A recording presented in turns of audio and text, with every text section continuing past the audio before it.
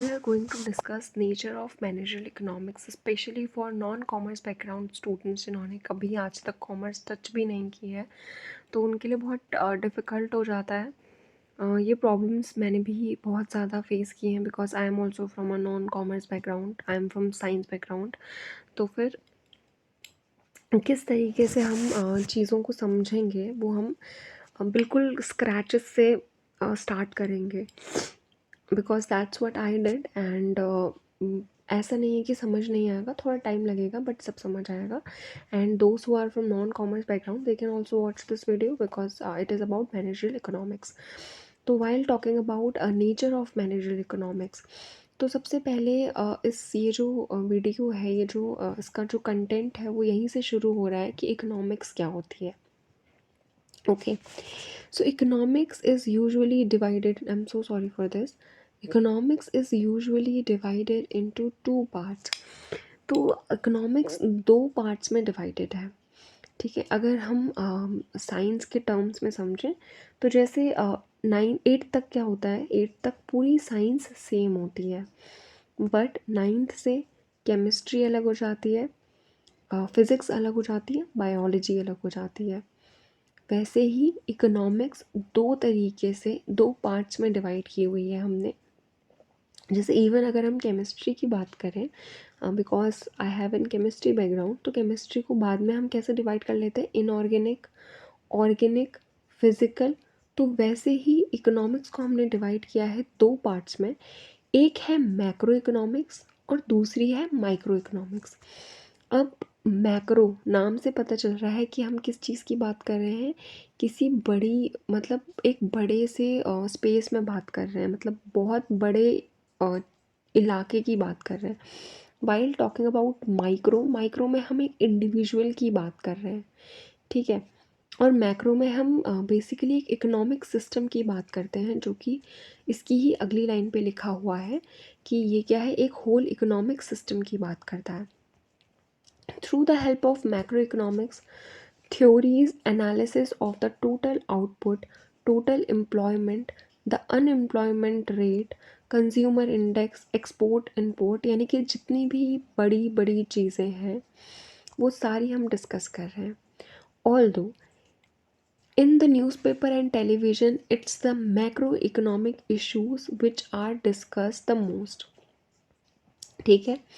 जो हम broad perspective में बात कर रहे हैं वो मैक्रो इकोनॉमिक्स। अब देखो ये ना, अब पीजी लेवल पे या यू मतलब अब ना ये बहुत छोटी चीज़ है मैक्रो इकोनॉमिक्स माइक्रो इकोनॉमिक्स में difference.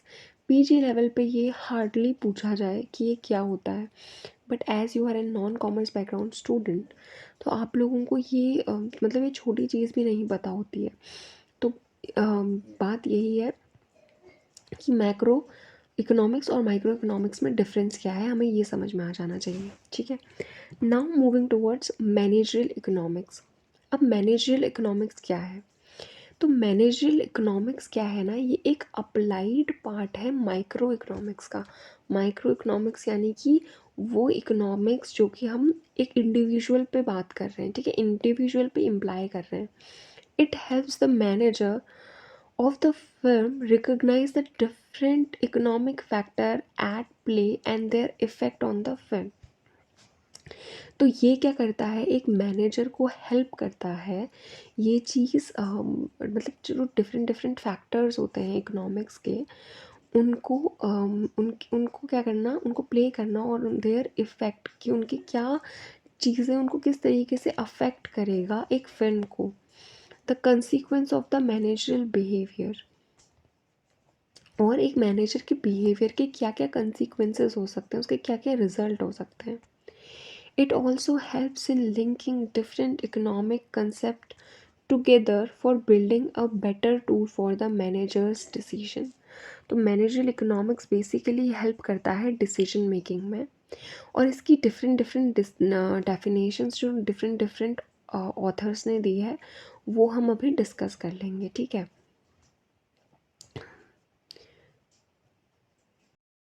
Now moving towards definition, what is definition of managerial economics. तो बहुत अलग अलग इकोनॉमिस्ट ने इनकी अलग अलग डेफिनेशंस दी हैं, तो कुछ डेफिनेशंस जो हम डिस्कस करने वाले हैं। अब अगर आपका क्वेश्चन आता है कि what is managerial economics, so to make your answer more attractive you can quote few definitions. So managerial economics is economics applied in decision making. तो managerial economics basically वो economics होती है जो कि decision making के लिए apply होती है. It is a special branch of economics.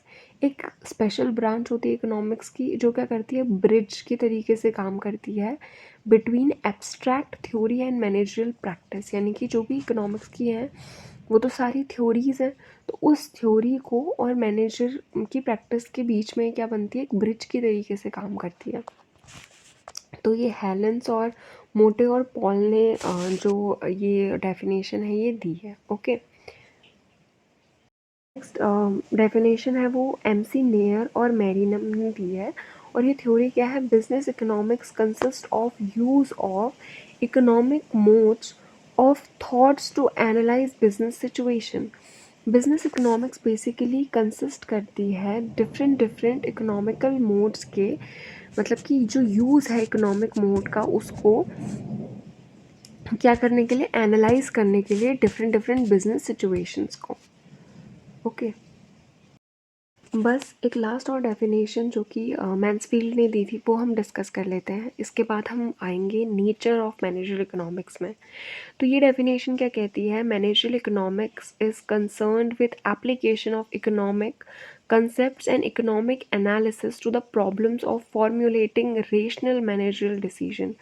यानी कि मैनेजरल इकोनॉमिक्स जो है वो इस चीज़ से कंसर्न है कि हम किस तरीके से एप्लीकेशन कर रहे हैं इकोनॉमिक कॉन्सेप्ट्स का और इकोनॉमिक एनालिसिस का, किस चीज़ में, अपनी प्रॉब्लम्स को, अपने मैनेजरियल डिसीजंस को लेने में, उनको क्या करने में, उनको फॉर्मुलेटिंग रेशनल मैनेजरियल डिसीजन, यानी economic analysis to the problems of formulating rational managerial decision.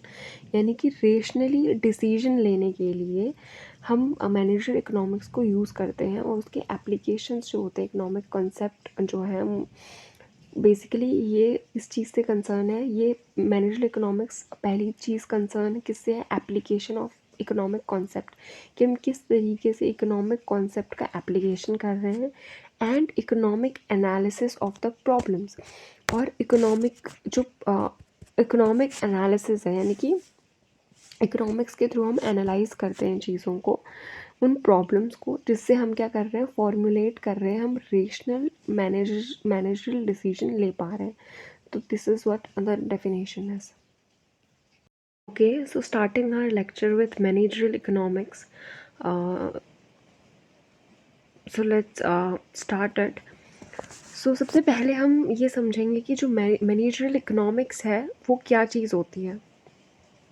Managerial economics एक डिसिप्लिन है जो कि डील करता है एप्लीकेशंस में, यानी कि हम किस तरीके से जो इकोनॉमिक्स की थ्योरीज़ हैं, यानी इकोनॉमिक्स में बहुत सारी थ्योरीज़ बनाई गई हैं, उन इकोनॉमिक्स की, उस इकोनॉमिक की थ्योरी को, उस इकोनॉमिक्स की थ्योरी को हम किस तरीके से बिजनेस मैनेजमेंट में लेके आ सकते हैं, वो जो चीज़ है उसको हम मैनेजरल इकोनॉमिक्स कहते हैं।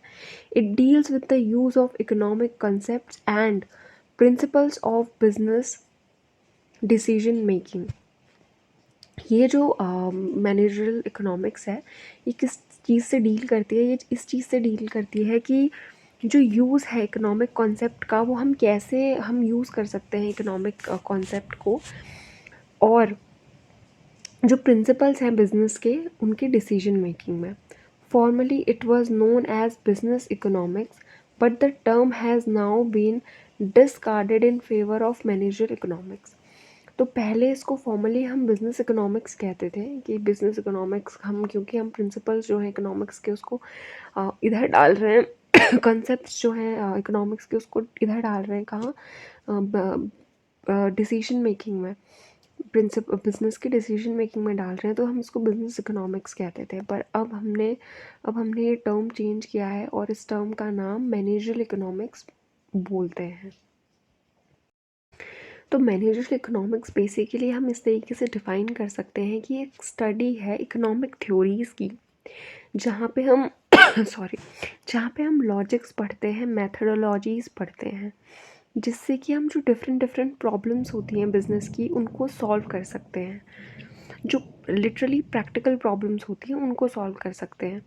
Managerial economics is thus constituted of that part of economic knowledge or economic theory which is used as a tool of analyzing business problem. तो मैनेजरल इकोनॉमिक्स बेसिकली एक ऐसी नॉलेज है जो कि हम बेसिकली बिजनेस प्रॉब्लम्स को rationally solve करने के लिए यूज़ करते हैं। While discussing about nature of managerial economics, कि नेचर क्या होता है मैनेजरल इकोनॉमिक्स का। The primary function of management executive in a business organisation is decision making and forward planning. तो जो सबसे पहला फंक्शन होता है एक मैनेजर का, यानी कि एक मैनेजमेंट एग्जीक्यूटिव का किसी भी बिजनेस ऑर्गेनाइजेशन में सबसे पहला काम क्या होता है, वो क्या लेगा, डिसीजन लेगा, डिसीजन मेकिंग करेगा और आगे की प्लानिंग करेगा, फॉरवर्ड प्लानिंग करेगा। तो ये क्या चीज़ है, ये तो है पहला, मतलब मैनेजरल इकोनॉमिक्स में जब हम बात कर रहे हैं तो हम पहली चीज़ ही ये डिस्कस कर रहे हैं कि एक मतलब जो प्राइमरी फंक्शन है एक मैनेजमेंट एग्जीक्यूटिव का, वो यही है कि वो बिजनेस ऑर्गेनाइजेशन में किस तरीके से चीज़ों को प्लान करेगा और क्या डिसीजन लेगा। Decision making and forward planning go hand in hand with each other. चाहे हम डिसीजन मेकिंग की बात करें कि हम उस टाइम पे क्या डिसीजन ले रहे हैं, और दूसरा हम क्या फॉरवर्ड प्लानिंग कर रहे हैं, ये एक दूसरे के साथ हैंड इन हैंड जाते हैं, यानी कि दोनों एक साथ चलते हैं। Decision making means the process of selecting one action from two और more alternative courses of action. यानी कि डिसीजन मेकिंग बेसिकली एक ऐसी प्रोसेस होती है जिसमें हम क्या करते हैं, एक एक्शन को सेलेक्ट करते हैं, दो एक्शंस को हम एक एक्शन को हम सेलेक्ट करते हैं जब हमारे पास दो दो ऑप्शन होते हैं, या तो ये दो से ज़्यादा ऑप्शन होते हैं। Forward planning means establishing plans for the future to carry out the decision so taken। तो जो फॉरवर्ड प्लानिंग होती है उसका बेसिकली मतलब यही होता है कि ये क्या करता है, स्टेबलाइजेशन करता है प्लान्स का, ताकि जो हम फ्यूचर में क्या ले सकें, कोई डिसीजन ले सकें, कोई डिसीजन कैरी आउट कर सकें। ठीक है, तो ये चीज़ हो गई हमारी। बेसिकली फॉरवर्ड प्लानिंग और डिसीजन मेकिंग हमें पता चल गई क्या चीज़ है। The problem of choice arises because resources at the disposal of a business unit are limited। अब ऐसा क्यों होता है कि हमें किसी एक चीज़ को चूज़ करना पड़ रहा है, हमें एक डिसीजन लेना पड़ रहा है और फिर हमें प्लान करना पड़ रहा है। तो उसके पीछे का रीज़न ये है कि जो हमारे बिजनेस में जो यूनिट होती हैं, जो रिसोर्सेज होते हैं, अब रिसोर्सेज क्या होते हैं, जैसे कि लैंड हो गया, लेबर हो गया, कैपिटल हो गया और मैनेजरल कैपेसिटी हो गई। अगर मेरे को एक बिज़नेस चलाना है तो मेरा बेसिक तो चीज़ें यही है ना जिनसे हम काम निकालेंगे, are limited and the firm has to make the most profitable use of these resources. तो हमें चॉइस इसीलिए बनानी है क्योंकि हमारे पास लिमिटेड रिसोर्सेज हैं, लिमिटेड चीज़ें हैं। तो लिमिटेड चीज़ें हैं, तो लिमिटेड चीज़ों से हमें क्या बनाना है, बहुत ज़्यादा प्रॉफिटेबल उनका यूज़ हो सके, हमारे रिसोर्सेज का प्रॉफिटेबल यूज़ हो सके। तो हमें क्या करना है, एक डिसीजन बनाना है उसके उस इसीलिए हमें एक डिसीजन बनाना है। Decision making function is that of the business executive. He takes a decision which will ensure the most efficient mean of attaining a desired objective say profit maximisation. तो अब ये जो डिसीजन मेकिंग होगा ना, decision making क्या होता है, एक फंक्शन होता है एक बिजनेस एग्जीक्यूटिव का। तो वो ऐसा डिसीजन लेगा जो कि वो ये चीज़ इंश्योर करेगा कि वो उसके द्वारा ऐसा डिसीजन लिया जाए जो कि मोस्ट एफिशिएंट हो और जिससे जो डिज़ायर्ड ऑब्जेक्टिव है। अब एक बिजनेस में डिज़ायर्ड ऑब्जेक्टिव बेसिकली क्या होगा, प्रॉफिट मैक्सिमाइजेशन होगा। तो वो ऐसा डिसीजन ले जिससे प्रॉफिट मैक्सिमाइजेशन सबसे ज़्यादा हो। After taking the decision about the particular output, pricing, capital, raw material and power etcetera are prepared. अब जब उसने कोई डिसीजन ले लिया है, ठीक है, जिससे कि उसे लग रहा है कि ये वाला ऑप्शन शायद हमारी फ़र्म के लिए, हमारे बिज़नेस के लिए बहुत अच्छा होगा। तो जब वो उसने डिसीज़न ले लिया है, उसके बाद हमें ये चीज़ इंश्योर करनी होती है। हम क्या करेंगे, मतलब उसने जब डिसीज़न ले लिया एक पर्टिकुलर आउटपुट के बारे में, प्राइस क्या रखना है किसी प्रोडक्ट का, या कैपिटल, रॉ मटेरियल, पावर किस तरीके से यूज़ होनी है, वो सब अगर उसने डिसीजन ले लिया, उसके बाद हम क्या करेंगे, हम फॉरवर्ड प्लानिंग करेंगे और फिर डिसीजन मेकिंग करेंगे एक साथ, ठीक है। Next, a business manager task is made difficult by the uncertainty which surrounds business decision making। तो एक कोई भी बिजनेस मैनेजर है ना, उसका सबसे डिफ़िकल्ट चीज़ क्या होती है कि अनसर्टेनिटी। फॉर एग्ज़ाम्पल उसने ये चीज़ प्लान की कि हमारे खेत में, फॉर एग्ज़ाम्पल वो एक एग्रीकल्चर से रिलेटेड कोई बिज़नेस करता है, तो उसने ये चीज़ अज्यूम कर ली कि मेरे खेत में 50 रोज़ेस के फ्लावर्स होंगे, ठीक है। अब क्या हुआ कि उसमें कीड़ा लग गया या कुछ भी डिज़ास्टर्स चीज़ हो गई और सिर्फ 25 फ्लावर्स बचे। तो अब ये क्या है, एक अनसर्टिनिटी है। इस चीज़ का क्या था, हमें पता नहीं था, जो हमने अज्यूम किया था ये उससे अलग था। तो दिस इज़ व्हाट अनसर्टिनिटी। तो एक मैनेजर का टास्क क्या होता है कि ये जो डिफ़िकल्टीज़ हैं बिज़नेस में, ये जो अनसर्टिनिटीज़ हैं, इसमें डिसीजन मेकिंग करे। अब वो ऐसा क्या करेगा कि उन 25 फ्लावर्स में भी उसको 50 फ्लावर्स का प्रॉफिट मिले।